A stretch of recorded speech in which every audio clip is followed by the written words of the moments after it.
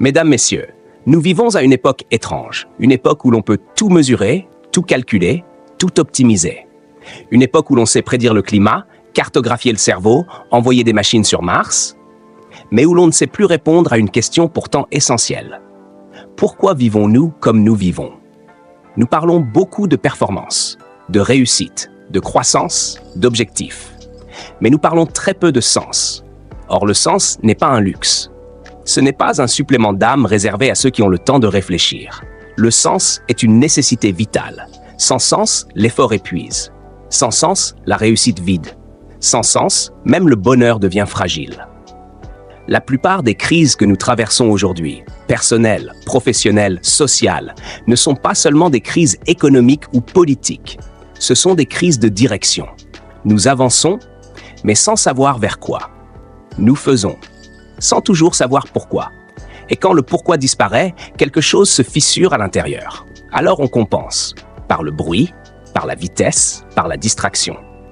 Mais au fond, la question revient toujours. Souvent la nuit, souvent dans le silence, souvent quand plus personne ne nous regarde. Est-ce que ma vie a du sens? Ce soir, je ne vous promets pas des réponses faciles. Je ne vous promets pas une méthode miracle. Je ne vous promets pas un chemin sans peur.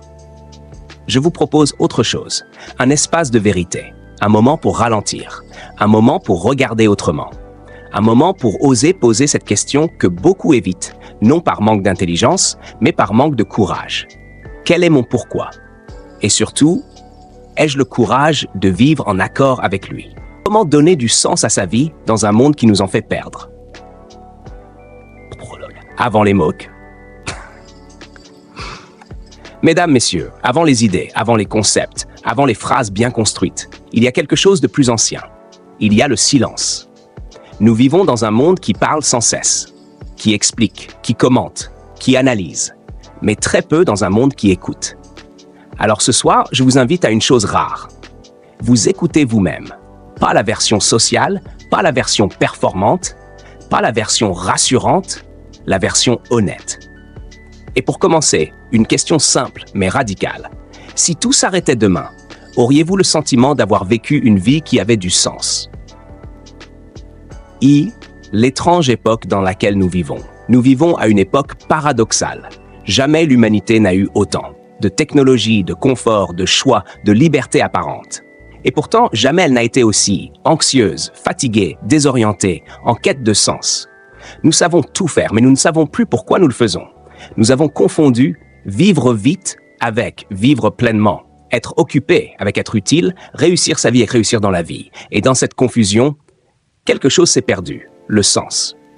Quand la vie devient une succession de « il faut ». Très tôt, on nous apprend une langue particulière, la langue du « il faut ». Il faut réussir, il faut rentrer dans le moule, il faut être raisonnable, il faut penser à l'avenir.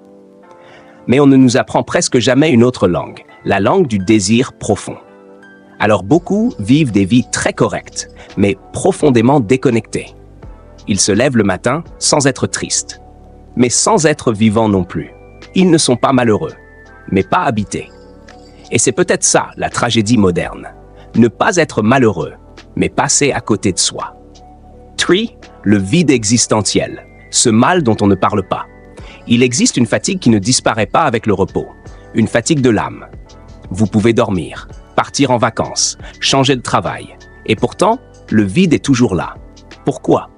Parce que le corps se repose, mais l'âme, elle, a besoin de sens. Viktor Frankl, psychiatre et survivant des camps, disait, open quote, « L'homme peut supporter presque n'importe quel comment, s'il a un pourquoi.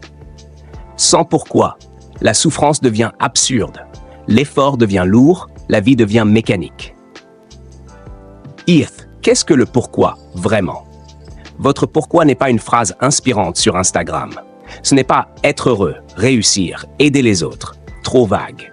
Votre pourquoi, c'est ce qui vous traverse, ce qui vous dépasse, ce qui donne une cohérence à votre existence.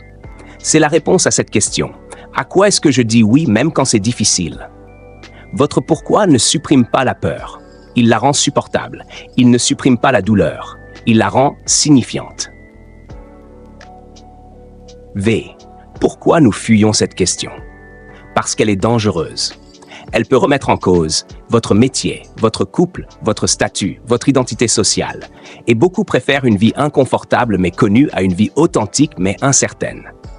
Mais laissez-moi vous dire ceci, avec douceur et fermeté. Ce que vous ne changez pas par courage, la vie le changera par crise. Burnout, dépression, rupture, maladie. Parfois, le corps ou la vie crie ce que l'âme chuchotait depuis longtemps. Vie trouver son pourquoi, un chemin, pas une révélation. 15 minutes. On imagine souvent le pourquoi comme une illumination soudaine. En réalité, il se révèle par couches. Vos blessures. Ce que vous avez le plus souffert de ne pas recevoir est souvent ce que vous êtes appelé à offrir. 2. Vos révoltes. Ce qui vous indigne révèle votre boussole morale. 3. Vos élans. Ce que vous feriez même sans être payé est un indice précieux. 4. Vos silences. Ce que vous n'osez pas dire contient souvent votre vérité la plus brute. Z. Vivre aligné. Le prix, c'est la récompense. 10 minutes. Vivre aligné a un prix. Vous décevrez, vous dérangerez, vous ferez peur. Mais vivre désaligné a un coût bien plus élevé, vous-même. L'alignement ne rend pas la vie facile, il la rend juste. Et une vie juste, même difficile, est infiniment plus vivable qu'une vie confortable, mais vide. Épilogue. La transmission. Un jour, quelqu'un racontera votre histoire. Peut-être vos enfants. Peut-être personne. Mais vous saurez. Et la seule vraie question sera, ai-je eu le courage d'être fidèle à ce qui m'habitait? Le sens ne se trouve pas. Il se choisit, chaque jour, par de petits actes courageux. Après avoir osé reprendre, nous avons parcouru beaucoup de choses ensemble. Des idées, des histoires, des doutes, des blessures, des élans. Mais au fond, tout ce que nous avons exploré ramène à une seule vérité simple. Une vie sans sens peut fonctionner, mais elle ne peut pas profondément tenir. Vous pouvez continuer à vivre sans vous poser la question du pourquoi. Beaucoup le font, et parfois pendant longtemps. Mais tôt ou tard, la vie vous rattrape. Par une fatigue, par une perte, par une rupture, par une crise. Non pas pour vous punir, mais pour vous réveiller. Trouver son pourquoi ne signifie pas tout comprendre, ni tout réussir, ni ne plus jamais douter. Cela signifie une chose beaucoup plus humble et beaucoup plus puissante. Savoir quoi on accepte de continuer même quand c'est difficile. Le pourquoi ne vous protège pas de la souffrance. Il lui donne une direction. Il ne supprime pas la peur. Il vous empêche de fuir. Il ne rend pas la vie plus facile. Il la rend habitable. Peut-être repartirez-vous ce soir sans réponse claire. Et ce n'est pas grave, parce que le sens ne se trouve pas comme un objet perdu. Il se construit, il s'éprouve, il se choisit. Jour après jour, geste après geste, décision après décision. La seule chose vraiment dangereuse serait de repartir sans plus jamais vous poser la question. Alors je vous laisse avec ceci. Si votre vie était un texte en cours d'écriture, êtes-vous l'auteur ou simplement un personnage qui subit l'intrigue? Et si, à partir de demain, vous osiez faire un seul, non pas vers ce qui rassure, mais vers ce qui fait sens? Comme l'écrivait Albert Camus, open quote, la vraie générosité envers l'avenir consiste à tout donner au présent.